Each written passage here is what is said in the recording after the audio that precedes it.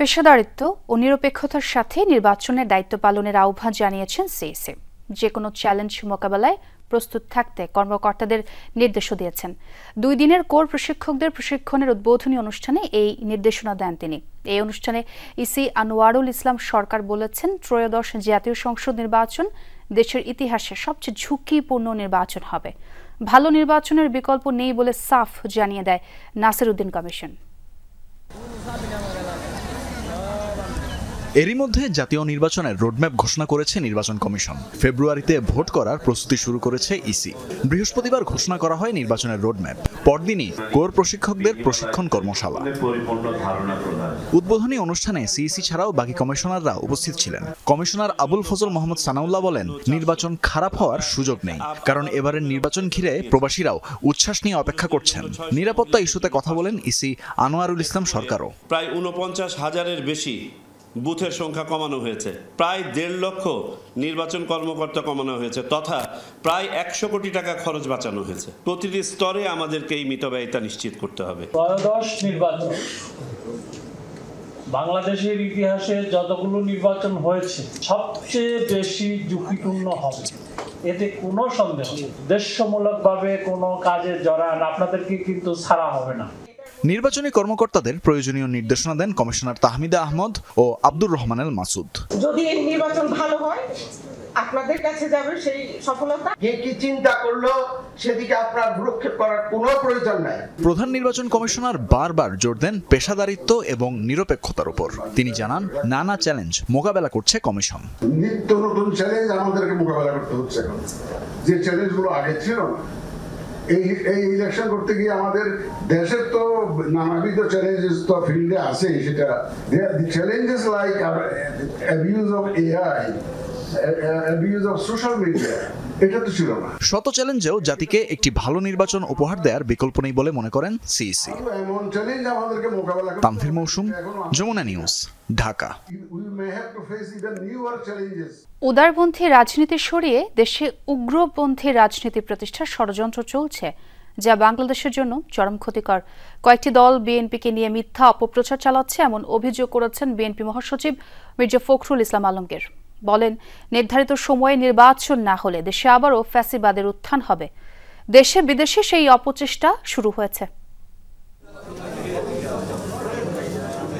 Press ক্লাবে সৈয়দ ফাতেমা সালামের রক্তাক্ত জুলাই গ্রন্থের মোড়ক উন্মোচন করেন বিএনপি মহাসচিব মির্জা ফখরুল ইসলাম আলমগীর। অনুষ্ঠানে রাজনীতি, নির্বাচন ও সমসাময়িক নানা বিষয়ে কথা বলেন তিনি। আজ থেকে না, বহু আগে থেকেই বিএনপি মহাসচিব বলেন, বর্তমানে রাজনৈতিক পরিস্থিতিতে নির্বাচন হবে কিনা সে আশঙ্কা আছে জনগণের মধ্যে। কোনোভাবেই দেশকে ব্যর্থ রাষ্ট্রে পরিণত হতে দিবে না বিএনপি। আজকে যদি নির্বাচন বন্ধ করা হয়, ফ্যাসিবাদের ফিরে আসার সম্ভাবনা অনেকবার। বিভিন্ন সময় অনেকেই চেষ্টা করছে এই ফ্যাসিবাদকে নিয়ে আবার কথা বলার জন্য, এবং বিদেশেও আপনার এটা নিয়ে কাজ হচ্ছে। মধ্যপন্থা রাজনীতি, উদারপন্থী রাজনীতি, উদারপন্থী গণতন্ত্র, তাকে সরিয়ে দিয়ে একটা উগ্রবাদের আপনার রাজনীতিকে নিয়ে আসা বাংলাদেশে, এটাও বাংলাদেশের জন্য চরম ক্ষতিকর হবে। আরেক অনুষ্ঠানে দলটির স্থায়ী কমিটির সদস্য ডাক্তার জাহিদ হোসেন আশা করেন, রোডম্যাপ ধরে তফসিলের পথে এগিয়ে যাবে ইসি। আগামীর বাংলাদেশ হিসাবে গড়ে তোলার জন্য দায়িত্ব পালন করবে।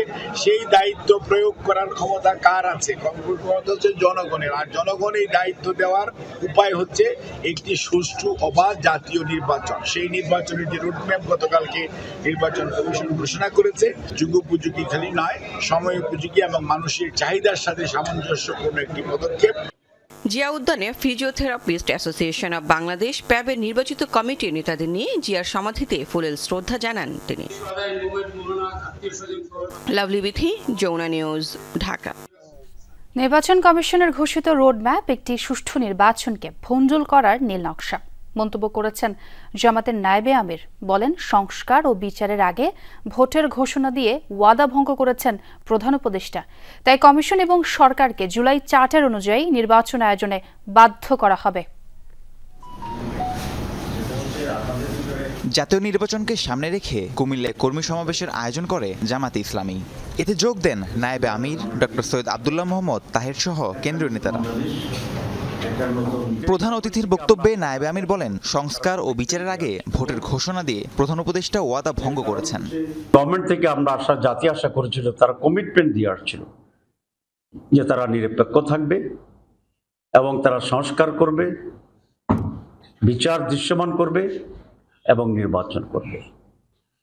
কিন্তু প্রধান উপদেষ্টা তার ওয়াদা ভঙ্গ করে সংস্কারের চূড়ান্ত পর্যায়ে সিদ্ধান্তে পৌঁছার আগেই নির্বাচনের তারিখ ঘোষণা করেছে। প্রচলিত ভোট পদ্ধতি কিংবা পিআরের মধ্যে যে কোনো একটি নির্ধারিত না হওয়া পর্যন্ত রোডম্যাপ ঘোষণা ইসির বড় ধরনের অপরাধ উল্লেখ করে তিনি বলেন, ইসির ঘোষিত রোডম্যাপ সুষ্ঠু একটি নির্বাচনকে ভণ্ডুল করা নীল নকশা।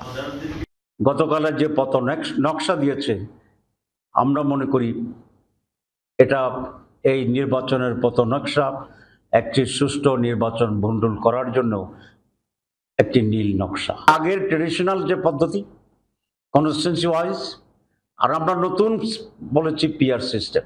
সুতরাং এই দুইটা পদ্ধতির ভিতরে যে কোনো একটি সেটেল না হওয়া পর্যন্ত একটি সিস্টেমে নির্বাচনের পথ নকশা ঘোষণা করাটা এটা তাদের জন্য বড় ধরনের অপরাধ এবং অন্যায়। কমিশন এবং সরকারকে জুলাই চার্টারের মাধ্যমে আগামী নির্বাচন আয়োজনের জন্য বাধ্য করা হবে বলে ঘোষণা দেন জামাতের এই নেতা। আমরা এই নির্বাচন কমিশন সরকারকে বাধ্য করব। রাহিম সারোয়ার, যমুনা নিউজ। ছুটির দিনে ঢিলেঢালাভাবে চলছে ডাকসু নির্বাচনের প্রচার প্রচারণা। সকাল থেকেই ক্যাম্পাস ফাঁকা, তবে হলগুলোতে বিচ্ছিন্নভাবে চলছে ভোটার প্রার্থীদের কুশল বিনিময়।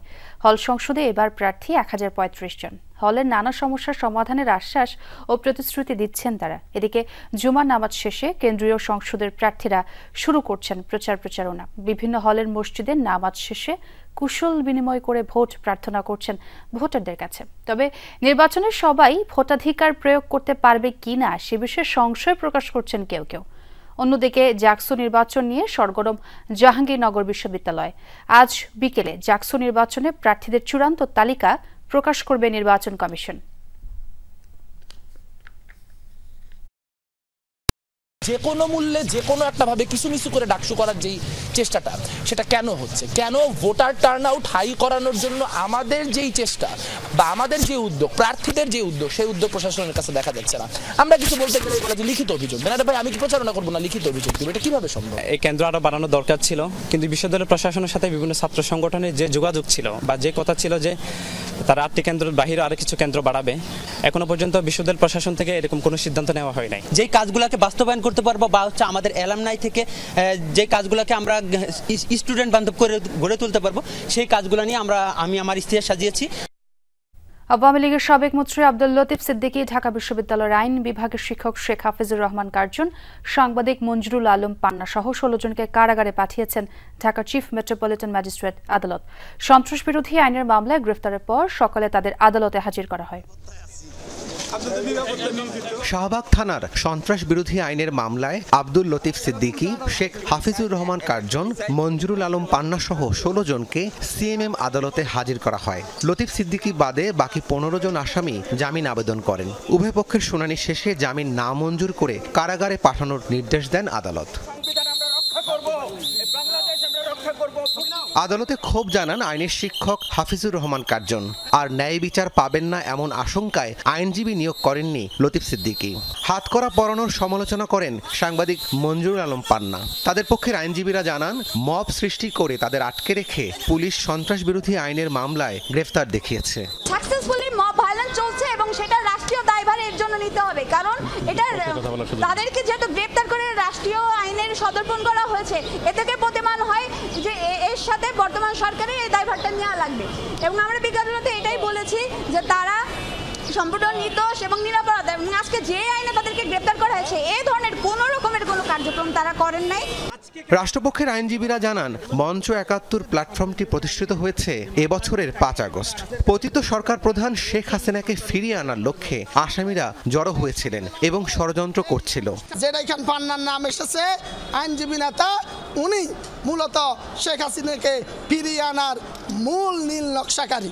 উনার আমন্ত্রণেই এই বাংলাদেশের নাস্তিক এই লতিফ সিদ্দিকী, উনার আরেক ভাই আছেন কাদের সিদ্দিকী, উনারা মূলত প্রত্যেকেই সাবেক আওয়ামী লীগার আপনারা অবগত আছেন, আমরা আদালতকেও বলেছি। বৃহস্পতিবার সকালে সাবেক মন্ত্রী লতিফ সিদ্দিকী, শিক্ষক হাফিজুর রহমান সহ অন্যরা ঢাকা রিপোর্টার্স ইউনিটিতে গোল টেবিল আলোচনায় অংশ নিতে যান। এক পর্যায়ে ফ্যাসিবাদের দোসর ও ষড়যন্ত্রকারী হিসেবে তাদের পুলিশ হেফাজতে দেয়া হয়। রাব্বি সিদ্দিকী, যমুনা নিউজ, ঢাকা। বিশৃঙ্খল রাজধানীর গণপরিবহন ব্যবস্থায় শৃঙ্খলা ফেরানোর ঘোষণা নতুন করে শোনাচ্ছে সরকার। এবার সব বাস একক ব্যবস্থাপনায় নির্দিষ্ট রুট ও স্টপেজ মেনে চলাচলের আশ্বাস এসেছে। সরকার বলছে এতে কমবে ভাড়া নিয়ে নৈরাজ্য। তবে অতীতের অভিজ্ঞতায় সরকারের এই উদ্যোগ নিয়ে শঙ্কা কাটছে না যাত্রীদের। বিশেষজ্ঞরা বলছেন একটি পক্ষ চায়না সড়কে শৃঙ্খলা ফেরুক। মাসুম খানের ক্যামেরায় রেদন আহমেদ জানাচ্ছেন বাকিটা। ঢাকা শহরের যানজট আর গণপরিবহনের নৈরাজ্যের কারণে জনভোগান্তি এখন নিত্যদিনের চিত্র। কোনো কোনো স্থানে হাঁটার গতির চেয়েও কম গাড়ির গতি। এতে প্রতিদিন নষ্ট হচ্ছে লাখো কর্মঘণ্টা। অন্তর্বর্তী সরকারের প্রধান উপদেষ্টা তার ভেরিফাইড ফেসবুক পেজে জানিয়েছেন, শিগগিরই সব বাস আসবে একক ব্যবস্থার অধীনে। এতে রুটে শৃঙ্খলা ফিরবে, কমবে ভাড়া নিয়ে প্রতারণা। তবে এ উদ্যোগ নতুন নয়। 2015 সালেও বাস রুট রেশনালাইজেশন কমিটি গঠন করা হয়েছিল। পরে একাধিকবার পরীক্ষামূলকভাবে চালু হলেও নানা কারণে মুখ থুবড়ে পড়ে সেসব উদ্যোগ। যদি রুট আর স্টপেজ মেনে বাসগুলো পরিচালনা সম্ভব হয় তাহলে ভোগান্তি কমবে যাত্রী সাধারণের। এটা অনেক বড় সিন্ডিকেট।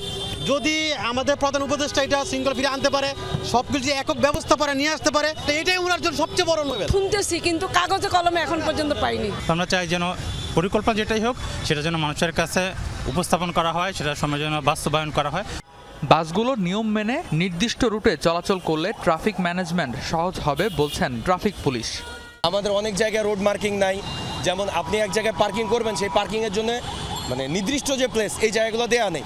সো আমি মনে করি যে রোড মার্কিং থেকে শুরু করে রোডের যে কন্ডিশন এগুলা যদি ঠিক করা যায়, কিছুটা হলেও যে বিশৃঙ্খলা এটা কমে যাবে।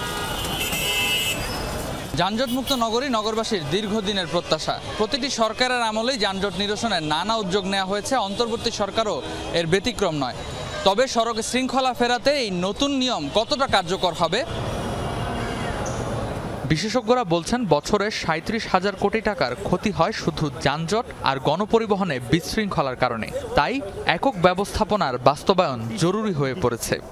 দেখা যাচ্ছে যখন শৃঙ্খলিত হয়ে যাবে, যদি একই রুটে বা কয়েকটা রুটের আন্ডারে পুরো বাস সিস্টেম পরিচালনা করতে পারি, তখন দেখা যাবে যে আসলে স্পেসিফিক করে কোনো যে নেতৃত্ব বা কোনো স্পেসিফিক কারো ক্ষমতা থাকবে না, বরং রাষ্ট্র সেটা নিয়ন্ত্রণ করতে পারবে। রাষ্ট্র কিন্তু দেখা যায় ভালোটা ট্রাফিক ম্যানেজমেন্ট সিস্টেম দিতে পারবে, যেটা হয়তো অনেকেই চাচ্ছে না।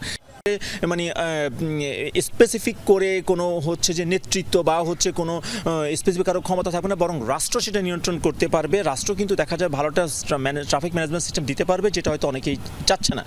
যাত্রী থেকে ট্রাফিক পুলিশ সবাই পরিবর্তনের আশায় থাকলেও বাস্তবায়ন নিয়ে রয়ে গেছে শঙ্কা। নিয়ন্ত্রণটা এমনভাবে তারা পরিকল্পনায় বা নীতিতে আনবে সেটা চাইতে পারে, কিন্তু এক্ষুনি যে হবে বা করবে আমি তো এটা বুঝতেছি না কিভাবে হবে, বা আপনি বুঝেন কিনা। যে এখন তো বিশৃঙ্খল এককভাবে বা মনে করেন যে শহরের কথাই বলি, 100টা কোম্পানি চলতেছে। 100টা কোম্পানির গাড়িকে হয় আপনার সরাই দিতে হবে, অথবা 100টা কোম্পানির গাড়িকে, যেটা আমি বললাম, একত্রে করে তাদেরকে তারপরে আপনি এটাকে ডিস্ট্রিবিউট করতে হবে কোথায় কয়টা চলবে। চালক, হেল্পার কিংবা যাত্রী কেউই নিশ্চিত নন নতুন এই পরিবহন ব্যবস্থার ভবিষ্যৎ নিয়ে। সবারই প্রশ্ন, এবারের নিয়ম আসলেই কতদিন টিকবে কিংবা আদৌ এর বাস্তবায়ন হবে কিনা। রেদওয়ান আহমেদ, যমুনা নিউজ, ঢাকা। দুপুরে বাংলাদেশে আরো একটা বিরতি নিচ্ছি, সঙ্গেই থাকুন।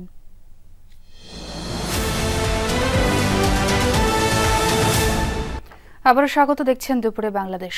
ঘুষ লেনদেনের অভিযোগে দক্ষিণ কোরিয়ার সাবেক প্রেসিডেন্ট ইউন সুক ইয়োলের স্ত্রী কিম কিয়ন হির বিরুদ্ধে চার্জশিট গঠন করা হয়েছে। শুক্রবার দেশটির একটি বিশেষ প্রসিকিউশন দল জানিয়েছে একাধিক কেলেঙ্কারির অভিযোগে তার বিরুদ্ধে তদন্ত চলছে।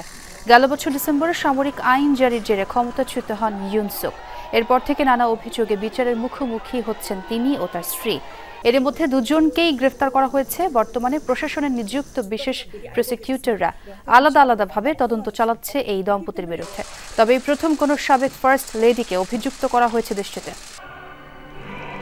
আর এ ছিল দুপুরে বাংলাদেশে। এতক্ষণ যারা সঙ্গে ছিলেন সবাইকে ধন্যবাদ।